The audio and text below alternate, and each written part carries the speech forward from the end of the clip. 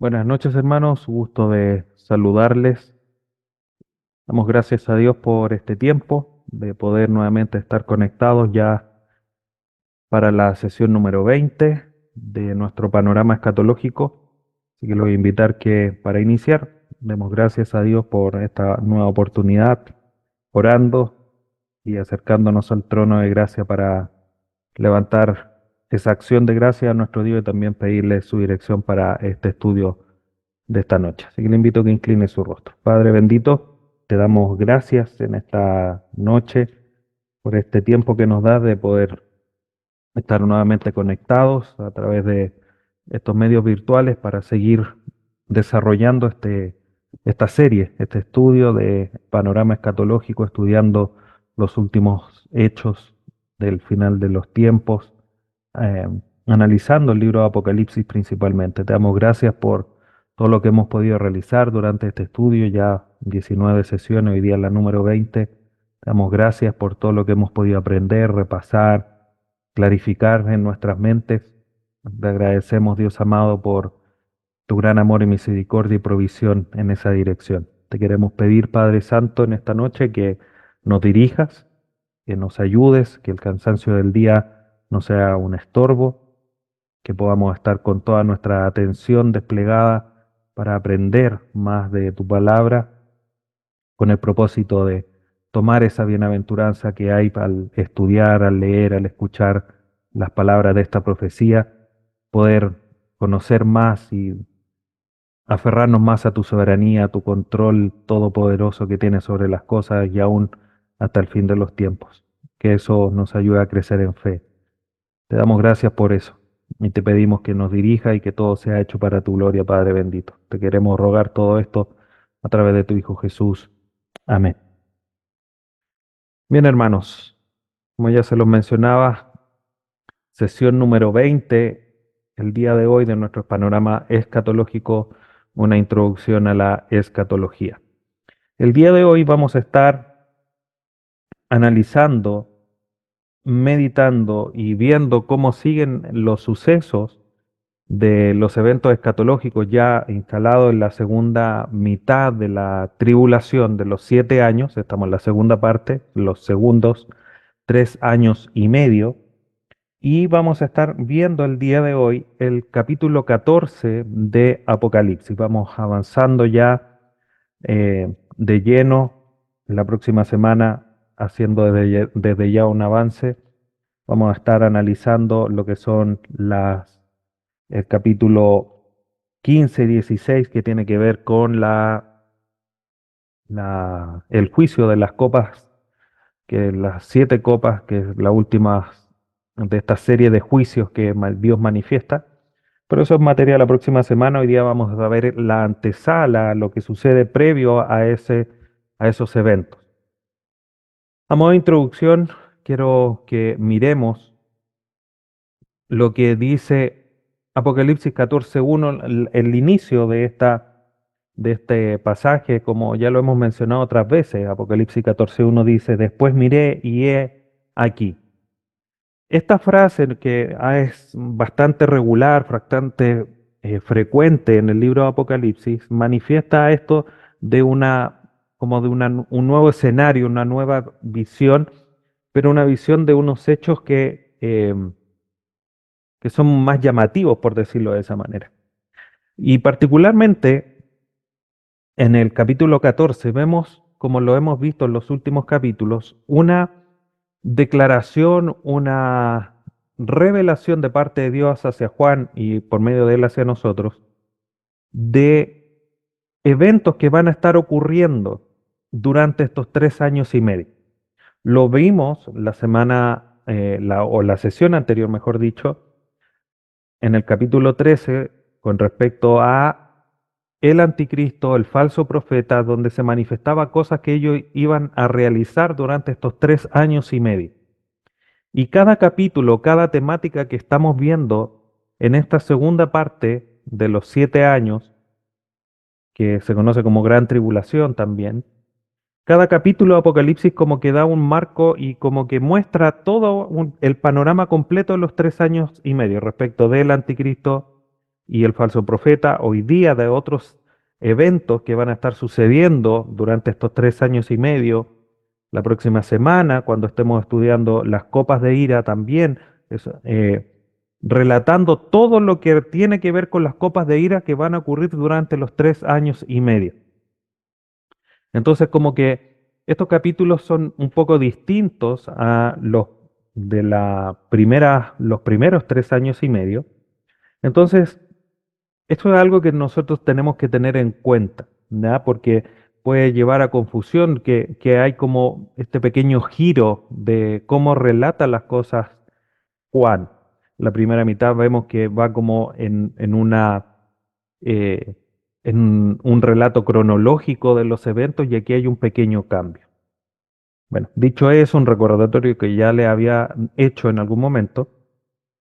En este capítulo 14, entonces, parte esta escena, unos eventos que sin lugar a duda marcan mucho la atención o llaman mucho la atención. Y vamos a ver en particular tres hechos, tres acciones importantes que relata este capítulo, insisto, de eventos que se van a desarrollar durante los 3 años y medio en paralelo, en conjunto, con las copas de ira, con los hechos del anticristo y el falso profeta, entre otras cosas. ¿Ya? Tres acciones: alabanza, mensaje y juicio. Con respecto a la alabanza, que es la primera acción que ocurre en los primeros 5 versículos del capítulo 14, encontramos a los 144.000, ¿ya? Y respecto de este grupo de 144.000, estos, estos 144.000, recordando algunos pasajes atrás, recordamos que son 12.000 de cada una de las tribus. No hay una distinción de que sea un grupo distinto, ¿ya? Se habla de los 144.000 y nosotros debemos de alguna manera asumir que es ese grupo de 144.000 judíos, 12.000 de cada tribu de Israel, como lo mencionamos en su momento, pero que hacen algo muy específico, que es alabar, que es cantar. De hecho, en sus Biblias, lo más probable es que ustedes vean el subtítulo, el primer subtítulo de este capítulo se llama El Cántico de los 144.000. Y en estos primeros versículos vemos algunas características de este grupo. Primero vemos caracterizado su poder, porque en su frente, si ustedes leen el capítulo 14, dice que en su frente tenían el nombre de él y su padre escrito en la frente, o sea, tenían un distintivo, tenían un poder, tenían un sello de parte de Dios, ¿ya? Y eso es obviamente el poder que les manifestaba era que no pudiesen ser tocados, no pudiesen ser eh, cautivos por la bestia, entre otras cosas. Entonces ellos tienen poder, obviamente no innato en ellos, sino que dado de parte de Dios para resguardarlo, protegerlo, para que ellos cumpliesen con la labor que debían realizar. También ellos realizan una alabanza poderosa hacia Dios, tan poderosa que se siente como un estruendo de muchas aguas, como sonido de gran trueno.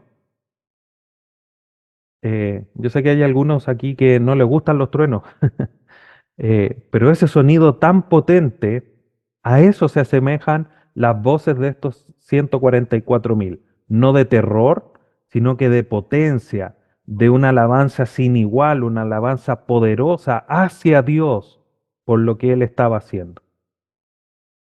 También su pureza, porque en medio de todo lo que sucede en el mundo, ellos mantienen una pureza de la inmoralidad. Ellos permanecieron puros y por eso podían de alguna manera manifestar de una manera tan potente esa alabanza y con esa misma santidad alabar a Dios. Ellos estaban cantando un cántico nuevo que solamente podían cantar ellos por su experiencia, por haber sido escogidos por Dios para una labor muy específica. De hecho, los cuatro seres vivientes, los ancianos, como que los observan de cierta manera. Pero además ellos manifiestan, además de su poder, su alabanza, su pureza, manifiestan su lealtad. Eran fieles al Cordero.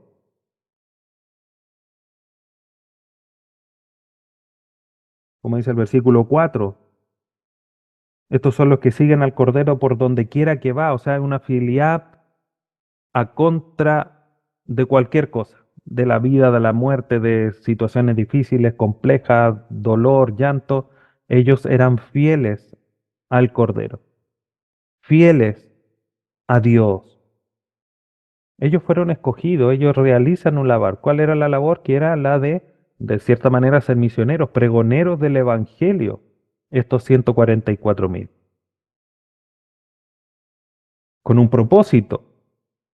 Estaban siendo apartados como primicias para el servicio de Dios. Fueron redimidos como primicias para Dios, para que le fueran útiles, para ser usados con un propósito especial de parte de Dios, propósito que lo acabo de mencionar, y fueron apartados por eso. Ese era su propósito, tenían una acción, una tarea muy específica que debían realizar. Estos estaban alabando a Dios porque pudieron cumplir con ese propósito. Tenían una precisión sin igual porque solo hablan verdad. No fue hallada mentira en sus bocas. Pero además de no solamente una precisión, una lealtad a Dios en el hablar, al no mencionar mentira, sino que también una perfección sin igual, porque fueron hallados sin mancha.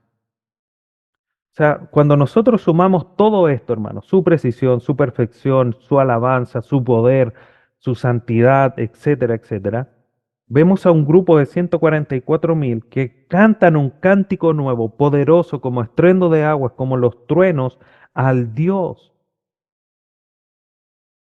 Esto de alguna manera nos ilustra lo que nosotros vamos a poder hacer allá. Ya alejados de el pecado que nos asedia, de la corrupción de nuestro cuerpo, que obviamente no desea las cosas de Dios, cuando lleguemos allá le vamos a poder adorar como Él se lo merece, libre de, de todo peso, de todo pecado que nos asedia para poder alabarle como Dios se lo merece. Y eso sin lugar a duda va a ser maravilloso, hermanos. Estos 144.000 lo alaban de esa manera. Alaban a Dios por todo eso, por su elección, por poder llevar a cabo. Obviamente dicen que es un cántico nuevo delante del trono, delante de los seres vivientes, de los ancianos, y nadie podía aprenderlo, solamente ellos. Un cántico especial de parte de este grupo. Y es todo lo que Dios se merece. Alabanza, gloria por su poder, su soberanía, todo lo que está demostrando, una ira sin igual, pero siempre mezclada con bondad y misericordia al darle la labor a estos 144.000 de entregar su evangelio a los demás, dando esa oportunidad, por lo cual muchos también van a ser salvos. Tenemos a los santos de la tribulación, como ya lo hemos visto. Después de estos 144.000 que alaban de una manera poderosa a Dios, tenemos mensajes. Hay tres mensajes importantes de parte de tres ángeles. Del versículo 14, perdón, del versículo 6 al 13, vemos el mensaje de estos tres ángeles. Tres ángeles que van a anunciar, que van a entregar un mensaje. Y Dios va a manifestar su como bondad y misericordia, como decía recién, a través de estos 144.000 que van a pregonar el Evangelio, pero también a través de los ángeles. De hecho, el primer ángel anuncia el Evangelio eterno, un Evangelio que no tiene fin, un Evangelio que siempre ha sido verdad y que es proclamado incluso por los mismos ángeles.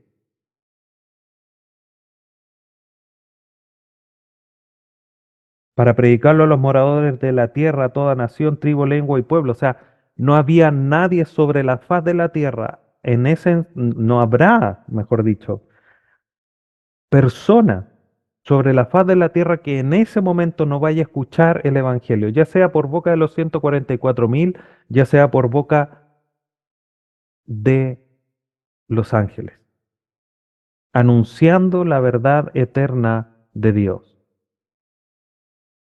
Nadie va a poder decir que no se le dijo. Nadie va a poder decir a mí, nadie me dio la oportunidad. Todos la van a tener. De una u otra manera de escuchar el Evangelio de Dios y aceptar ese Evangelio. El primer ángel anuncia ese Evangelio y dice en el versículo 7, temer a Dios y darle honra porque la hora de su juicio ha llegado y adorar a aquel que hizo el cielo y la tierra, el mar y la fuente de las aguas. Teman a Dios. Ya han visto, los que quedan vivos, quizás gran parte de los juicios, han experimentado los juicios. El llamado del ángel es tengan temor de aquel que hace todas estas cosas, porque la hora de su juicio ya ha llegado. O sea, ya han pasado los sellos, han pasado las trompetas, viene lo más terrible que son las copas. Arrepiéntanse, tengan temor. El mensaje de salvación para las naciones, todo pueblo, toda nación, toda tribu, lengua que escuchen el mensaje. Ese es el primer ángel. El segundo anuncia un juicio. El primero anuncia las buenas nuevas del Evangelio, el Evangelio eterno de Dios. El segundo, podríamos decirlo de esa manera, anuncia malas noticias, no las buenas noticias o las buenas nuevas. Y anuncia este segundo ángel la caída de Babilonia, la gran ciudad. Porque esta ciudad, como lo vamos a ver después, en un par de sesiones más adelante, después de las copas de ira, viene el tema de la condenación de la gran ramera y en el 18 la caída de Babilonia, que está todo relacionado y ahí vamos a entender un poquitito más. Pero este ángel anuncia, va a caer Babilonia. ¿Por qué? Ensució, contaminó a todas las demás naciones. Hay un anuncio de juicio, va a caer. Y por eso mencionaba esto al inicio, permítame hacer este paréntesis, obviamente insistiendo una vez más, cómo estos hechos se van realizando, se van llevando a cabo durante los 3 años y medio. Aquí el ángel está anunciando que Babilonia va a caer. El detalle de esa caída de Babilonia viene más adelante. Entonces, cada capítulo está como sumando información para estos segundos 3 años y medio. Cierro ahí el paréntesis. Entonces, este segundo ángel anuncia el juicio. Primero es, la hora del juicio ha llegado, teman a Dios. El segundo ángel dice, el juicio es este. Y el tercer ángel no solamente anuncia el juicio, sino que también Dios se asegura de que hay una promesa de condenación.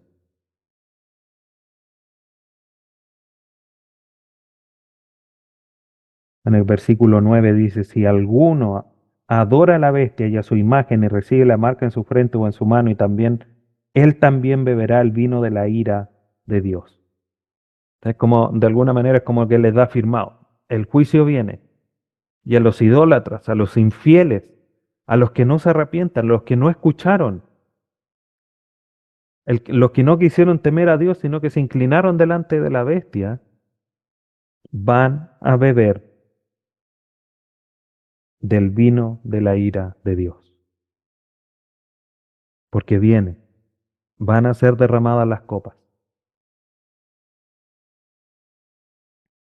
Y este es, hermano, el mensaje de estos 3 ángeles.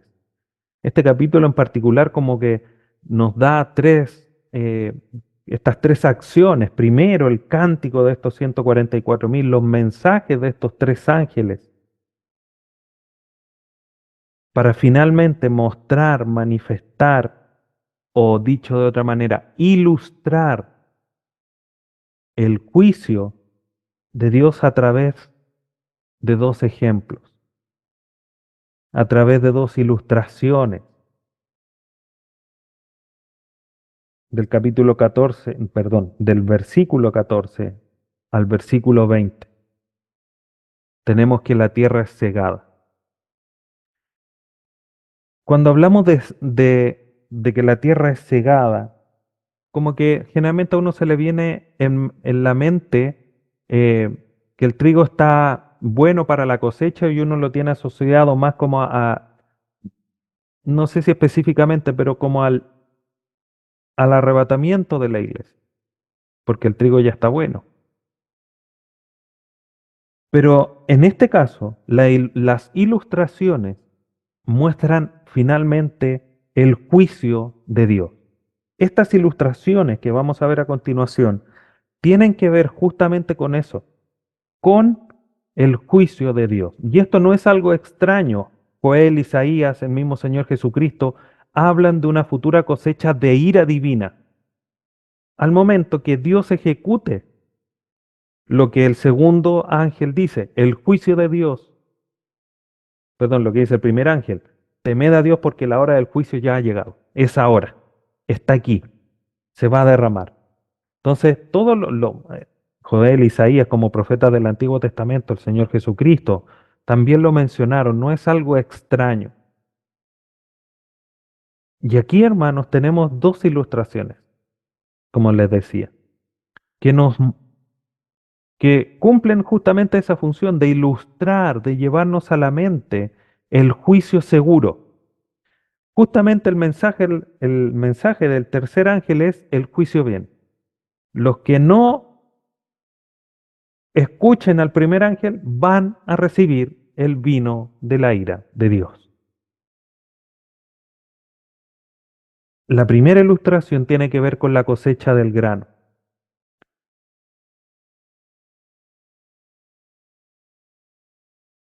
En el versículo 14 dice, miré y he aquí una nube blanca y sobre la nube uno sentado semejante al Hijo del Hombre, que tenía en la cabeza una corona de oro y en la mano una hoz aguda.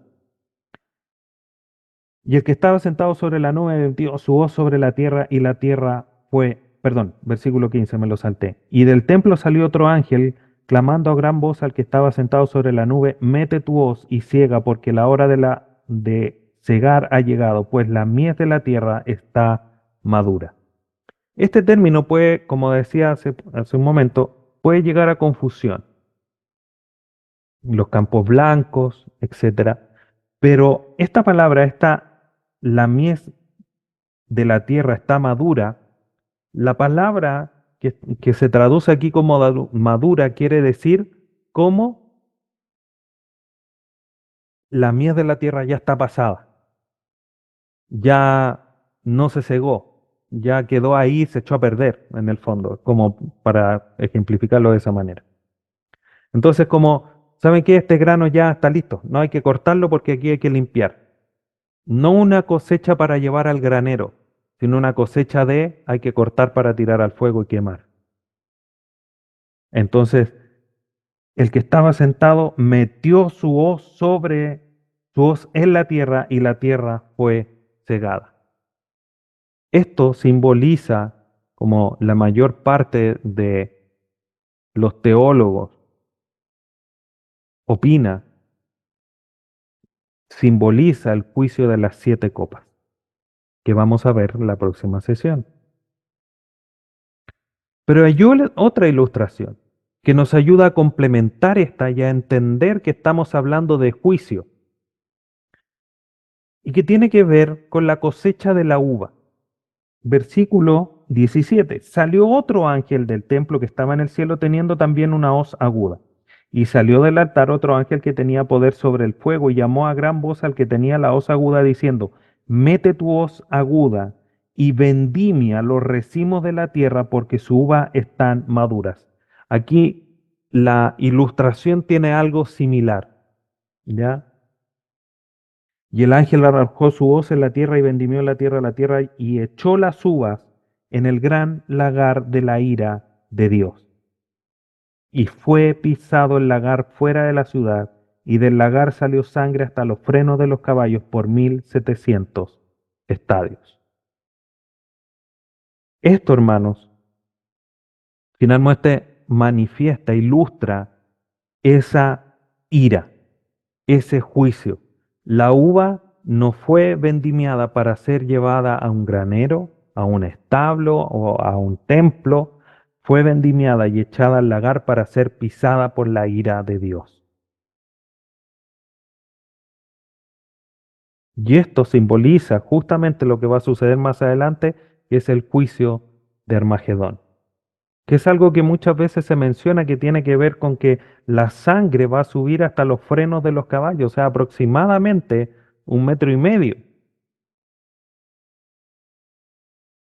El freno de los caballos es lo que llevan ellos en su hocico. Hasta esa altura va a llegar el derramamiento de sangre en el juicio del Armagedón. Por lo tanto, y 1700 estadios tiene que ver con un valle finalmente, una amplitud muy importante. Estos, esta, esta tierra cegada manifiesta justamente el tramo final, la última manifestación terrible de la ira de Dios contra la tierra. Mejor dicho, contra los moradores de la tierra, contra los que se inclinan al favor de la bestia, con los que obedecieron al falso profeta, los que aceptaron su marca. Pero hermanos, insisto en la bondad y la misericordia de Dios que finalmente, a pesar de todo, manifiesta esa bondad. Aún en medio de todo, proclama el Evangelio. Temed a Dios y dadle honra, porque la hora de su juicio ya ha llegado. Ya habían sido testigos de parte importante del juicio, con con los sellos, con las trompetas. Pero viene lo más terrible, la ira más, ¿cómo decirlo y expresarlo? Más terrible, más potente de parte de Dios, que son las copas, que ya vamos a ver. Y Dios manifiesta esa bondad y misericordia al llamar al arrepentimiento, a llevar el corazón a temerle a Él. Por eso nosotros, hermanos, si bien hoy día nosotros hemos creído, también es necesario que nos examinemos en la fe. Que a la luz de esto digamos, ¿creo yo realmente en Dios? Y examinémonos. Esto nos tiene que llevar a vivir una vida de santidad. No puede ser otra la respuesta que nosotros tengamos. ¿Qué podemos concluir? Dios va a comenzar a manifestar su ira sin igual. Esa ira en contra de la rebeldía, en contra del pecado, en contra de la obstinación en contra de Él, en contra de todos los que intentan levantarse en contra de Él. Y eso a nosotros nos tiene que de alguna manera erizar los pelos. Si esto, hermano, en la medida que avancemos en los últimos tramos de este estudio, ver cómo es que Dios enjuicia el pecado, no sé qué más nos puede llevar, obviamente la acción del Espíritu Santo, pero otra manifestación, otra ilustración de cómo Dios trata con el pecado, no sé qué otra cosa puede llevarnos a alejarnos del pecado y a tener ese pensamiento que Dios tiene en contra del pecado, para separarnos de él, para vivir en santidad. Si eso si esto no nos produce eso, no sé qué lo puede hacer. Dios manifiesta una ira sin igual en contra de la rebeldía y la obstinación, en contra de los pecadores que no aceptaron su palabra. Y recordar siempre esa gracia maravillosa. Aún en medio de la ira, Dios manifiesta gracia, predicando el Evangelio. Quizás en esta época van a ser mucho más los rebeldes que van a endurecer su corazón. pero también muchos también van a ser salvos por esa proclamación del Evangelio. Y sin lugar a duda, hermanos, el juicio de Dios es seguro. Justamente de esto vamos a estar hablando el domingo, ya iniciando el último capítulo de la segunda carta de Pedro.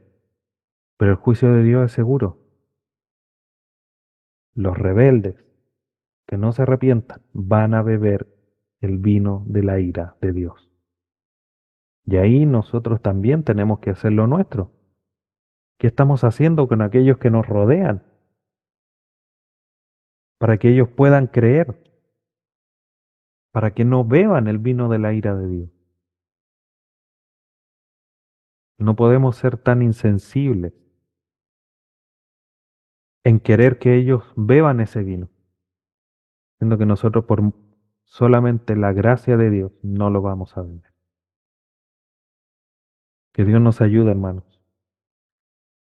Porque este conocimiento que es maravilloso, que nos lleva a entender y a comprender y a crecer en dependencia de Dios, en comprender quizás más profundamente su soberanía, parte de sus atributos,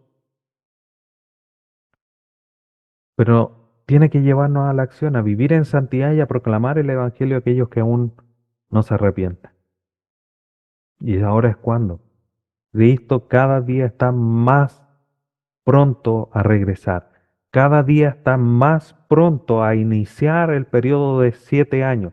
No sabemos, por supuesto, cuándo, pero está cada vez más próximo. Por lo tanto, tenemos que vivir en consecuencia.